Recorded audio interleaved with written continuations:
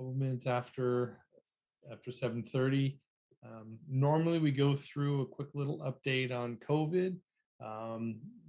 Melissa, would I impose on a quick little one? I know there's great news about numbers going down. So yes, of course. So it is nice to see the numbers going down. I did share my spreadsheet. So for a while there, we were increasing in numbers, kind of beginning, I would say about March or so. It was a steady increase until the beginning of June, and now we're seeing a decline. So in weeks past, we were about 10%, dropping down to about 7%, and now we're at 6.5%, which is what was reported. It's reported to us every Wednesday, but what it does is it incorporates the 14 days prior.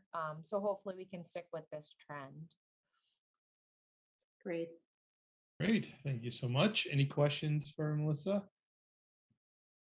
Anybody about COVID? We're good. All right. So the first thing on the agenda, we'll actually follow the agenda as best we can today.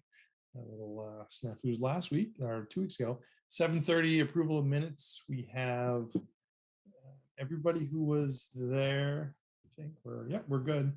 Any comments or questions? Actually, Carol, you weren't there last meeting. Any comments? That's my next comment on the minutes. Carol wasn't there, but she was under the members present. She was under members present and members absent. That is good. There's such a presence either way, Carol. So we will revise that.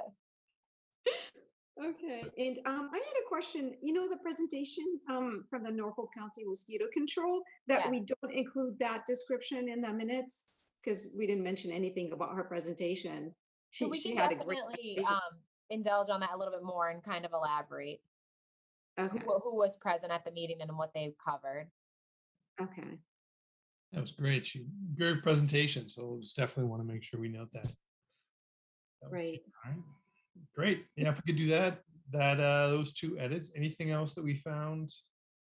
I just had a question. I'm not sure if Stefan remembers, like the motions that we did for the lifeguard variances. Stefan, did you do the Swan Pond or did you do the home 2 suites? I just can't remember. I remember that I did the third one, but I think I went first and then you went second and then I went third, right? But are we in order of, do you remember, Stefan, at all? I think you're right. I honestly can't remember, to be honest, but I think you are right. Right. So I'm not sure. I think I did the Swan Pond, and then you did the home 2 suites, right? And then I did the third one. I did the yeah, because I asked a question on the third one. And that's when we discussed just having a standard language to use across or use for the lifeguard variances altogether. Yep. Right. Okay, perfect. So we'll make those revisions as well. Okay, great.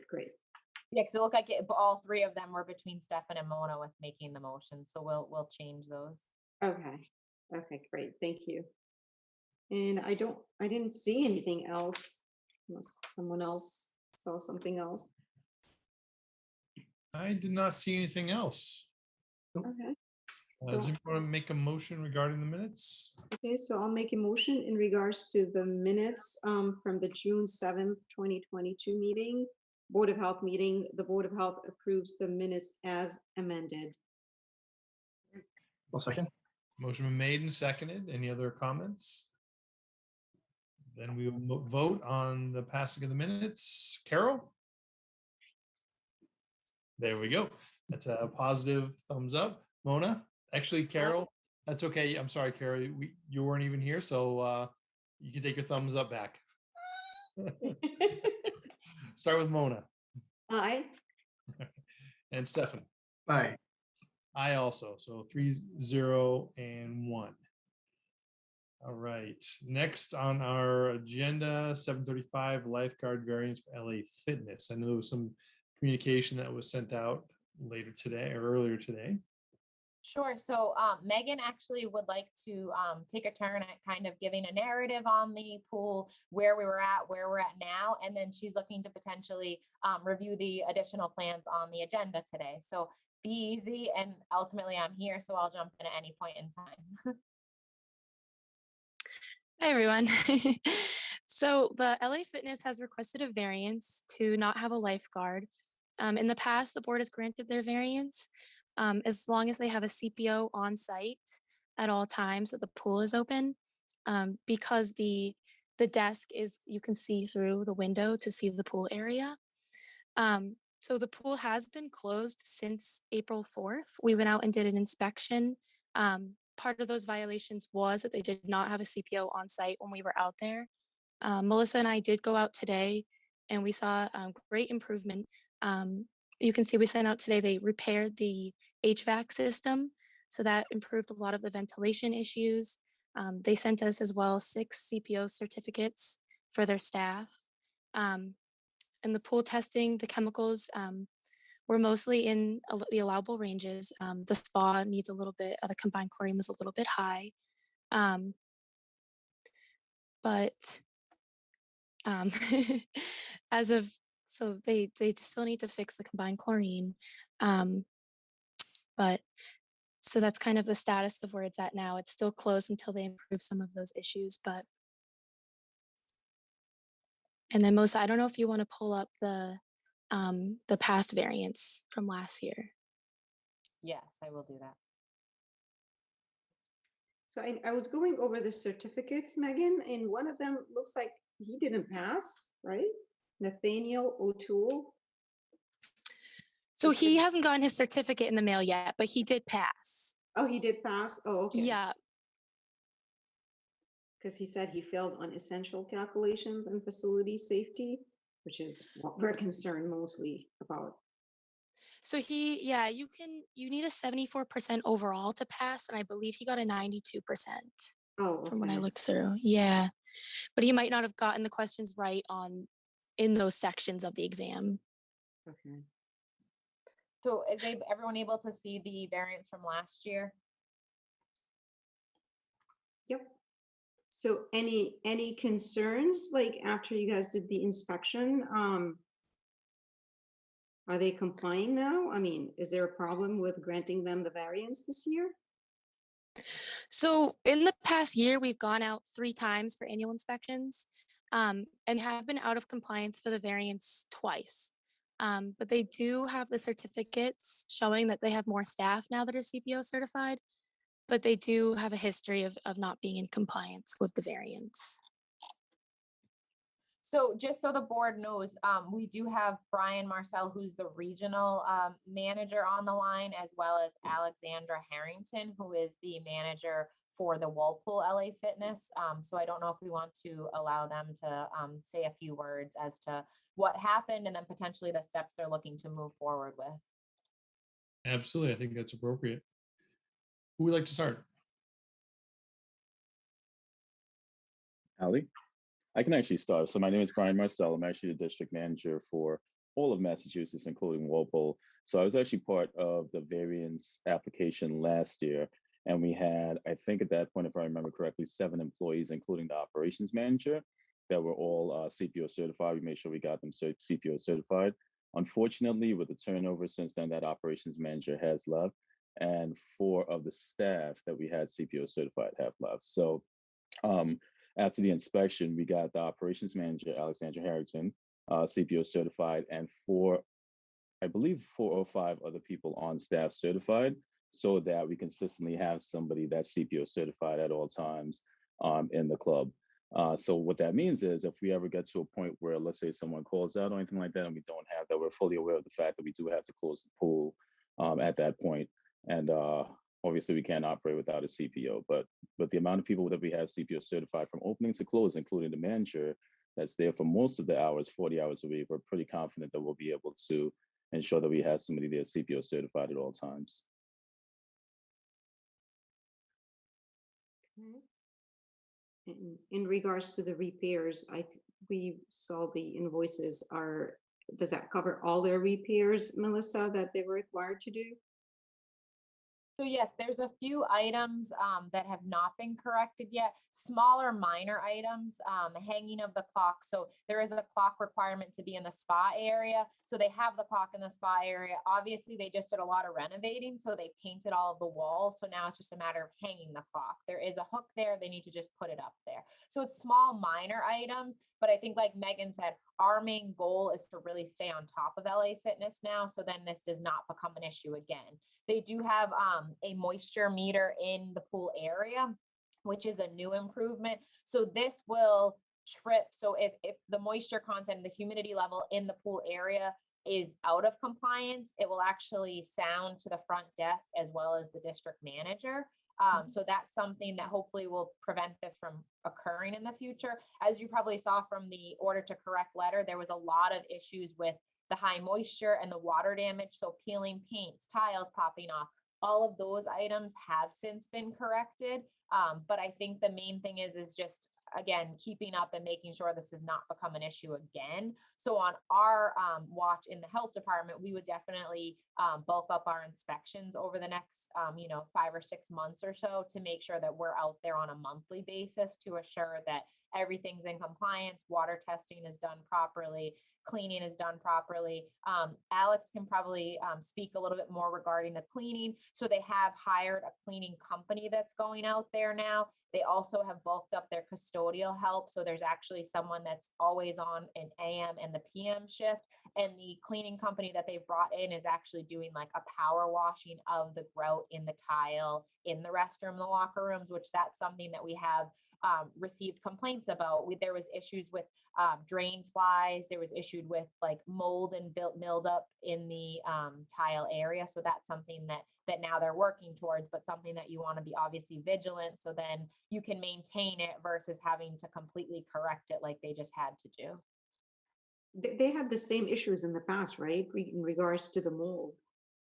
So it's definitely a high moisture area being an indoor pool. So that's why adequate ventilation is so important. And obviously there's no natural ventilation. There's no windows that open up to the outside. So making sure that the ventilation unit is not an issue is very important. There was a ventilation issue back, I believe in 2014, a similar situation. So again, having this monitor in place hopefully will assist so this doesn't become an issue. They weren't required to replace the whole ventilation system because it was in operating condition. However, a mechanism within the unit needed to be repaired and replaced. Thank you. Is there a schedule for your next visit since there were some outstanding issues? So yes, so we would go out and do another inspection prior to actually allowing the pool to open. So those few outstanding issues, like Megan explained, the clocks, and then the issue with the combined chlorine in the spa is slightly high. They were going to be backwashing the spa today, so they don't have an issue. They don't think there'll be an issue with bringing that down, but ultimately we want to confirm that that was in compliance prior to issuing the permit.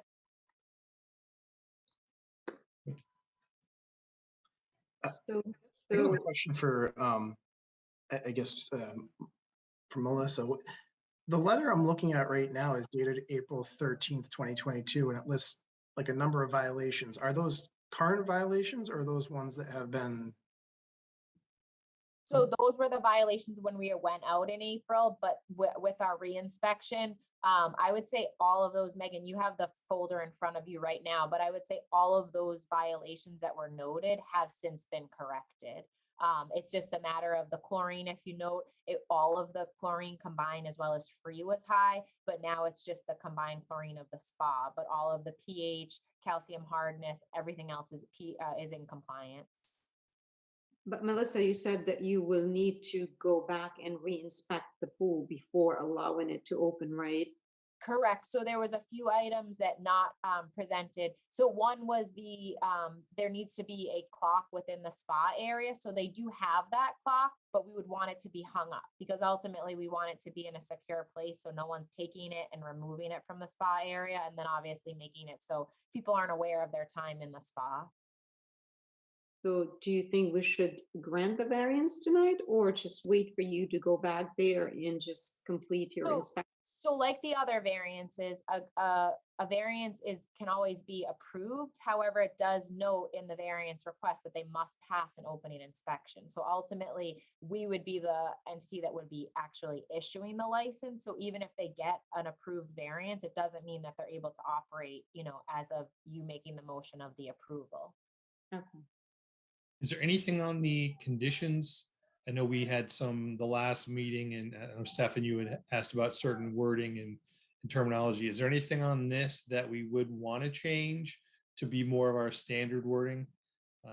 And if so, I think we just make sure that LA Fitness is able to manage it. But it looks like we're pretty consistent. I don't know if there's anything that catches anybody's eye. Yeah, I this one's agree. And I pretty know well. Stefan with the AEDs in the last, the few that were kind of on the fence whether or not they did have it. So they do have an AED on site in proximity of the pool. It's right at the front desk. Yeah, this is aligned with a lot of the language we were talking about. And I think in this one here, it looks like it says it recommends someone on staff and present at all times. It's trained in CPR, first aid, and AED certified. And I understand that's rather, staffing is difficult for LA Fitness at this point in time. So I think we made a recommendation for a previous one, and I'd be open to leaving it as a recommendation. But I think in the future, did we say that would be a requirement, or was that specific for the AED, or both? I think it'd be wise if we're requiring an AED to be used and someone officially trained. I know that's probably an added step for people trying to get staff and get them trained. So I would agree with you that probably the recommend, but just as a preview, I would imagine that would be something we would be pushing in the future as a requirement. If that's something that we would have LA Fitness keep an eye on and be able to try to manage that. And if they're not able to, then we can always discuss, but that's something where knowing we got the equipment there seems to go hand in hand with the proper training. I agree. I do have one more quick question for, I guess, Melissa first, or maybe it's more appropriate for LA Fitness, but I guess as far as compliance to a lot of the violations or the requirements that you listed here, what does LA Fitness do to monitor compliance to those requirements? And if in fact LA Fitness was to identify that they're not in compliance, what action should LA Fitness be taking independently outside of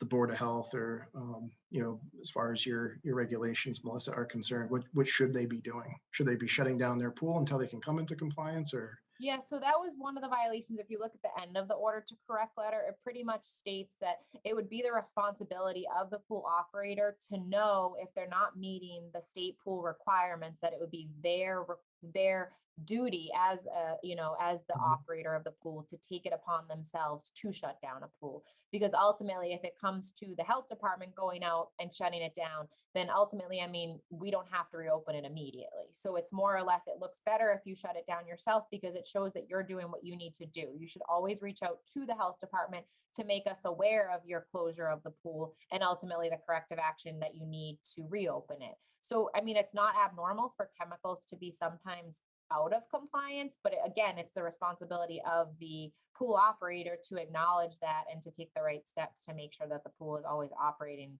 safely. And if I can jump in with that, we actually do pool tests regularly as a company. And if at any point in time the chemicals are out of range, we immediately shut the pool down and reach out to the pool company. So that's something we already have in place. Obviously, we'll take the extra step now of notifying the Board of Health when we shut the pool down in those situations, but that's something we do across the board where we do shut it down. As far as the AED classes, right now, typically we have the morning openers, all managers, and any night closers that are AED certified. But as far as setting up a class to ensure that the entire staff is AED certified, we can definitely get ahead of that, even if it's not our protocol right now, and make sure every single person on staff is AED certified moving forward. But right now, all openers, closers, and all managers are AED certified. That's great. So that goes without saying that, Melissa, if LA Fitness, due to staffing reasons, no longer has a certified pool operator, then that would be a situation also in which they should notify the board and shut down their operation until they have one. That would be correct. And just to touch upon it, so when Megan and I did go out in April, the reason the pool was shut down is because the chemicals were so high and that there were violations. So in that aspect, the pool operator did not shut down the pool. So I know you referenced that you do shut down the pool when you're not in compliance, but the free chlorine was at 7.8, and that needs to be between 1 and 3 ppms. So that's very high. And there was actually an individual swimming in the pool when Megan and I did go out and inspect and did shut down the pool.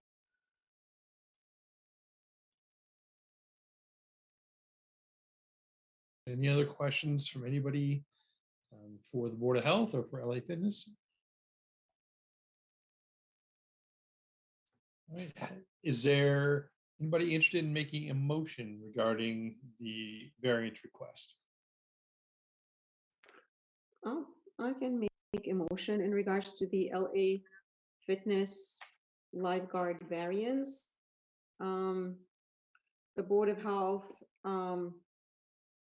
is granting the variance, the lifeguard variance, on the condition that the facility must pass an opening inspection, and based on the condition of the facility, then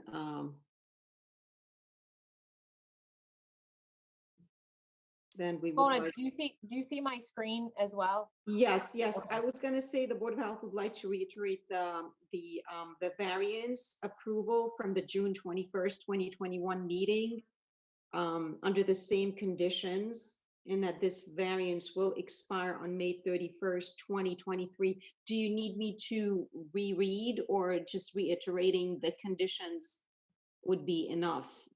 Also, like, we would like to add the recommendation for training the staff for the use of the AED unit. I think just mentioning the reiteration of the 2021 is probably appropriate. Right? The reason to go through all the same wording. Right, exactly. Perfect. Okay. So the motion has been made. Any other, anybody second? I'll second that. Any other discussions or comments? All right, then we will vote on the variance request, the additional wording. Carol? That thumbs up, Carol? Yes, red lips. Thank you. And we have Mona Aye. and Stefan. Aye. And I also. So the variance pass, again, all contingent upon the next inspection and passing that. Is there anything that we expect or would want in the next couple of months? I mean, we anticipate the testing to be within the next weeks, months. When do you think the next inspection would be?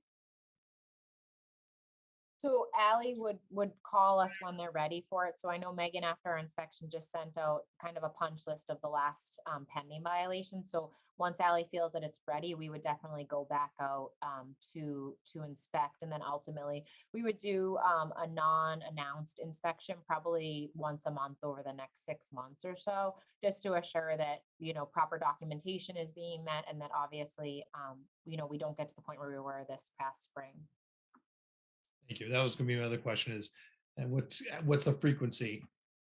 Just want to let LA Fitness realize that, you know, this is a very serious situation, and taking the time and effort for the Board of Health to do these inspections in addition to their other tasks does put a little bit of strain on them. So we do all we can to make sure that you guys are staying in compliance and can proceed for next year without any kind of bump in the road. But so at this point, I think that would close that. The motion was passed, the variance. So appreciate you guys both coming and explaining where you've been and where we're going. Thank you. I appreciate it. Thank Thank you for your time. Thank you, everyone. Thank you. Thank you. All right. So the next we have, we're a little behind. Planning Board request for comments regarding 173 High Plains Street. So this is a revised site plan. So you guys have seen this one before. So in the past, the board has requested that the gated dumpster include both enclosures for trash and recycling. And that was included in the revision that was presented on May 3rd to the board. And then the changes since then have included a new paved area to allow for emergency vehicles, and they have changed the residential count from 10 units to 8 residential units. And then they also added some parking spots as well in the revised site plan. And so, And they Any, reduced the front facade of the building, allowing the for extended landscaping. yes, we have no issues, town, water, sewer, any of that stuff. It's all town, correct? yep, it's utilizing town water and town sewer. Anything else? No wetland? I don't believe there was anything we had concern wise from that perspective. Not to my knowledge, no. Anybody want to make a motion regarding the 173 High Plains Street, the amended proposal? I think I'm unmuted. Can you hear me? Yeah, hi, Yes. Tara. Oh, I therefore I make a motion that we accept the new plans for 173 High Plains Street for the new building with commercial work and also rental units on the second and third floor. Good. Do we hear a second? Yeah. And that is that was a Mona, that was second? Okay. The Yes. motion's been made and seconded. Any other discussion? And we will vote on the planning board's request for comments, 173 High Plain. Carol, Aye. Mona, Hi. Stefan. Aye. I also the motion for no comments other than what was stated has passed. And next on our list, we're looking at order conditions. This is from Conservation Commission. First one for 5 Cardinal Lane. Sure. So this is a single family home that is constructing a new patio, some retaining walls, and also some new landscaping in the rear yard. It is located within the 100-foot buffer. You can see the green highlighter is the wetlands, the red is the 25, and then the blue is the 100-foot buffer there. And you can see the patio is located. You see the table and chairs and the fire pit. And so that's where the patio is located. And it Is is, sorry, Yeah. Is that between the red and the green line where the yellow line is? Yep. Okay. So between the yellow and the blue is where the patio is located. And then you can see the green is at the wetlands up there. Right. But it's an existing yard though, Megan, right? Yes, it is an existing single family home. They're just creating it, the patio is new. Okay. Any other questions for the board? Other than being in the wetlands and you see a nice outdoor patio right in the wetlands. They're gonna have some standard mosquito and pest issues. We have to channel the Norfolk County Mosquito Control presentation from last board meeting. We should just include that in every package they send in, right? All right, so knowing that position, anybody want to make a motion? And I'll make a motion then regarding the Conservation Commission request for comments for 5 Cardinal Lane. The Board of Health strongly opposes any building, new building or renovations in the wetlands, especially within the 100-foot buffer zone. If the proposal continues and the construction occurs, that we would highly recommend all the mosquito mitigation and Norfolk mosquito services be implemented and be maintained to prevent any of the mosquito illnesses. Clumsily made. Anybody want a second? I'll second that. Thank you. Motion's been made and seconded. We will vote. Carol? Aye. Mona? Aye. Stephanie? Aye. I also. So the comments are posted for the 5 Cardinal. Then the next Conservation Commission again, 18 Deborah Drive. Determination of applicability. So this is an repair of an existing system that was a failed Title V. It is located within the 100-foot buffer. I'm not sure, Melissa, if you want to pull up the map of that. Wait, If you share have my it. screen. I do, yes. Great. Okay, so can everyone see my screen? Yes. Okay, so I just want to show, so this is the existing system in pink, okay? Mhm. And then we'll do the normal.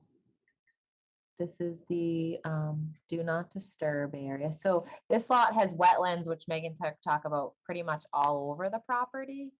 Mhm. The green would identify the wetlands. The Okay. orange would be the do not disturb, 25-foot buffer zone from the wetlands.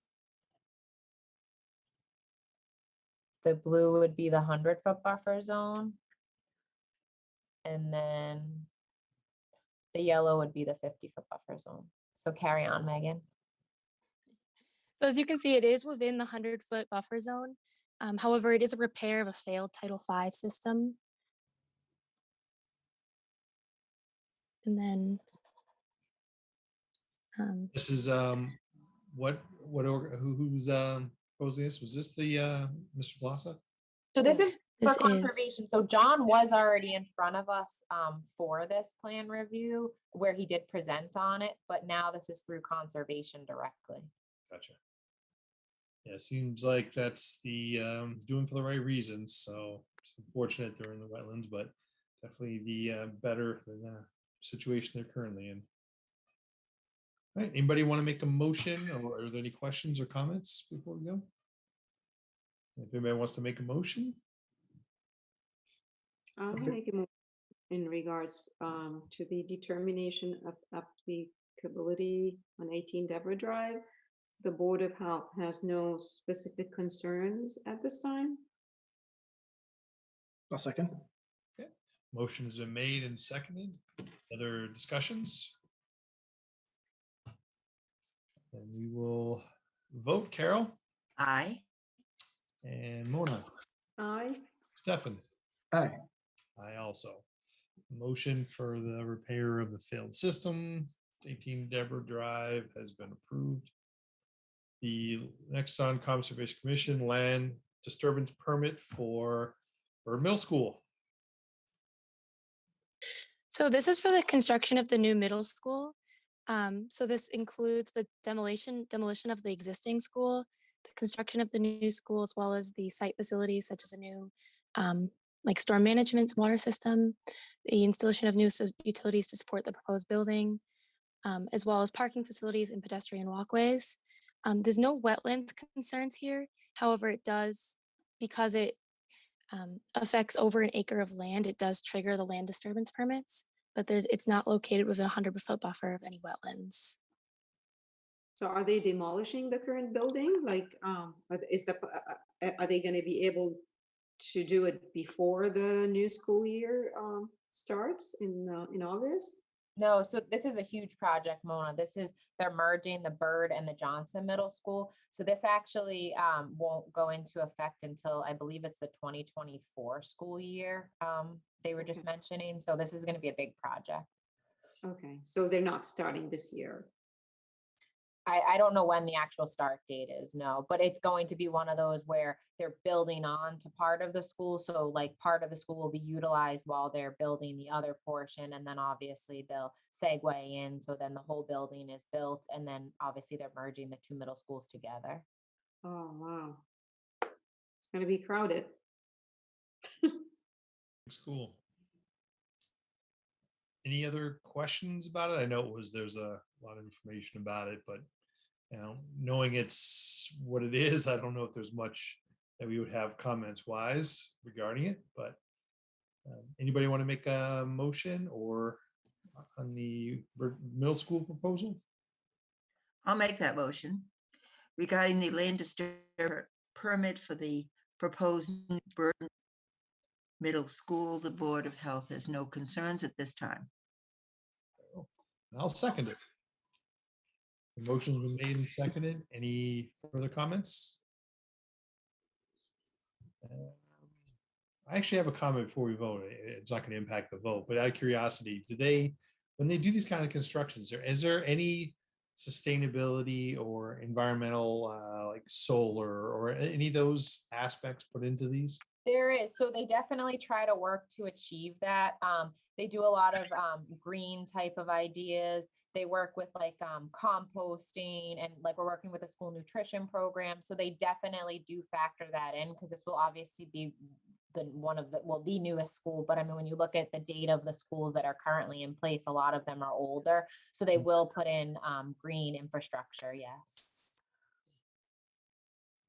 All right. Can't hold them to that, but love to see some solar panels on top. Right. Carol, vote. Aye. Mona, Aye. Stefan. Aye.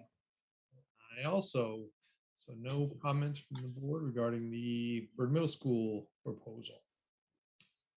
All right. Anything else we had on the agenda other Have than the abbreviated summer schedule. So typically the board meets once in the month of July and then in August. So it's up to the board. Normally we do the first and third Tuesdays. We definitely can go against the grain and do either the second or fourth, whatever works with the board schedule. the week of, so it'd be either July 12th is the second Tuesday or 19th or 26th on one of those.